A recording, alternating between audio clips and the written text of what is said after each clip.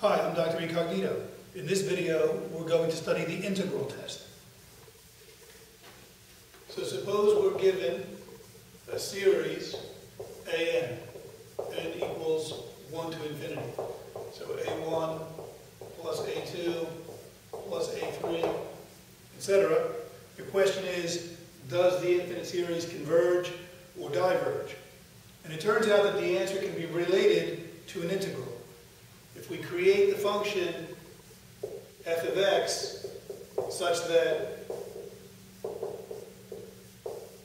f of n is equal to an, so f of n is a sub n, so we're going to create a function f of x which has the same values for the natural number inputs 1, 2, 3, etc.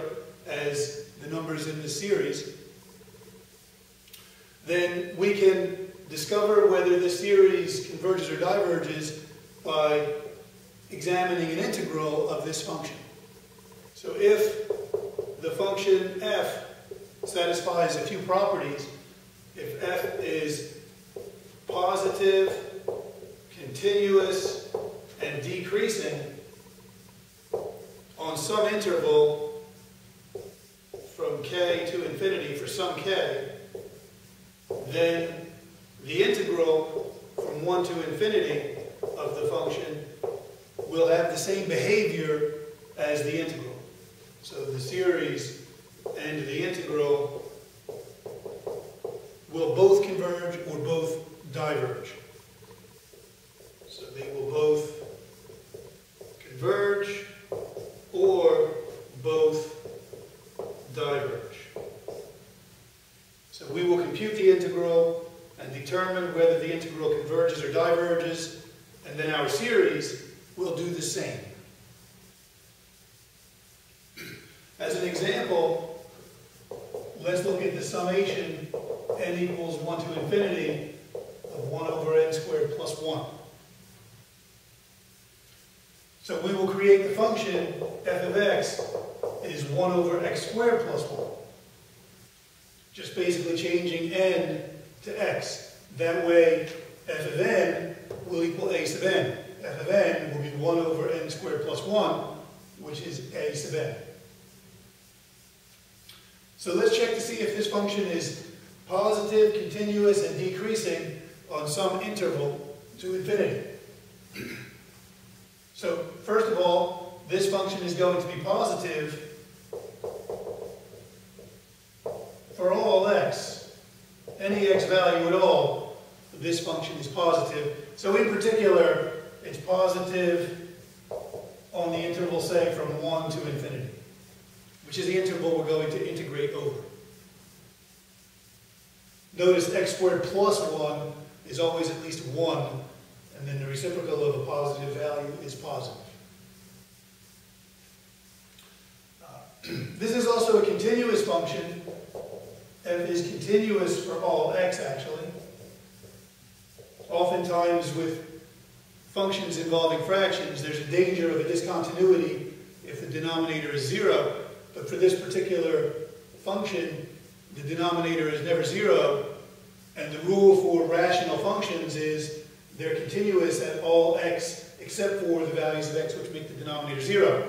So this function is continuous for all x. So in particular, it's continuous also on the interval from 1 to infinity. And what about decreasing? We could argue directly that this function is decreasing on the interval 1 to infinity because as x gets larger, x squared plus 1 will get larger and therefore its reciprocal will get smaller.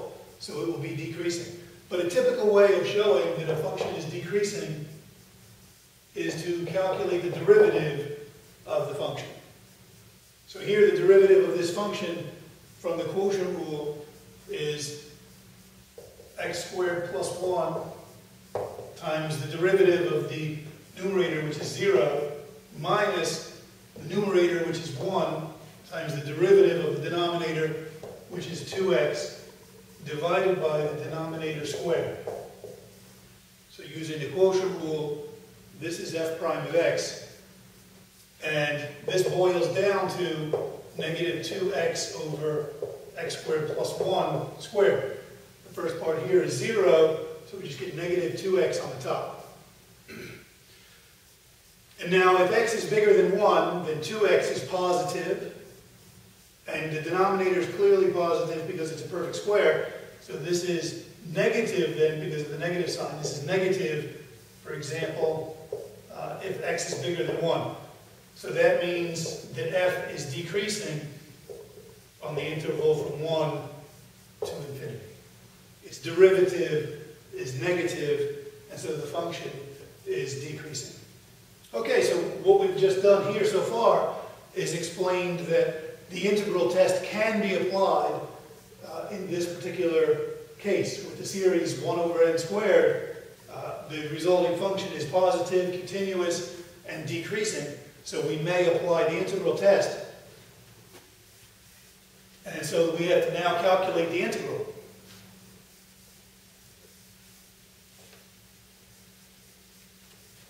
So the integral from 1 to infinity of 1 over x squared plus 1 dx. This is an improper integral.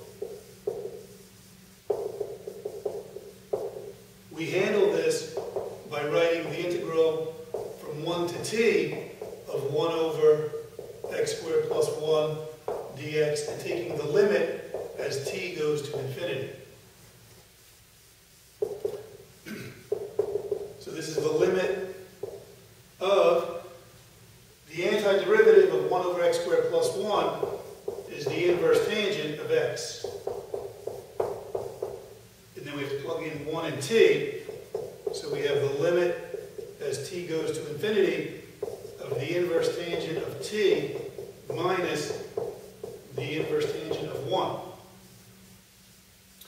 As t goes to infinity, the inverse tangent of t goes to pi over 2.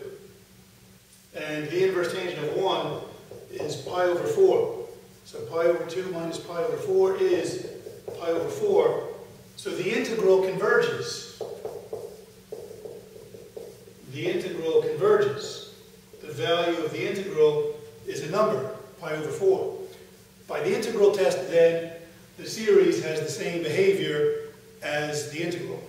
The series converges, and by the integral test,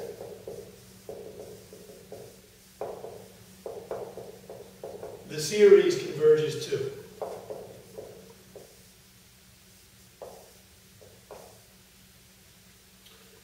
So there's an example of the integral test. And one other thing I would like to say about the integral test is it gives us a very important result. So let me write that result down. The result is about what are called p-series. If you look at the summation, n equals 1 to infinity of 1 over n to the p, the integral test can be applied. The function f of x equals 1 over x to the p is going to be positive, continuous, and decreasing on the interval from 1 to infinity. And it is known that the integral from 1 to infinity of 1 over x to the p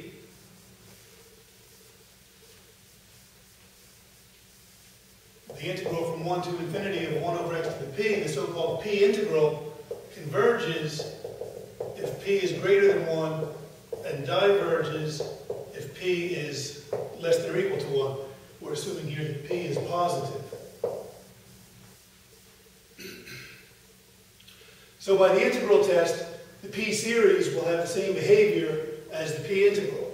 So the upshot is the summation n equals 1 to infinity 1 over n to the p, the so-called p series, converges if p is less than 1, if p is bigger than 1, and diverges if p is less than or equal to 1. And the special case p equals 1, the summation of 1 over n equals 1 to infinity is 1 plus a half, plus a third, plus a fourth, etc. This one diverges. It's called the harmonic series. The harmonic series, a special case of p-series. Okay, so that's a wrap on the integral test. Thank you for watching.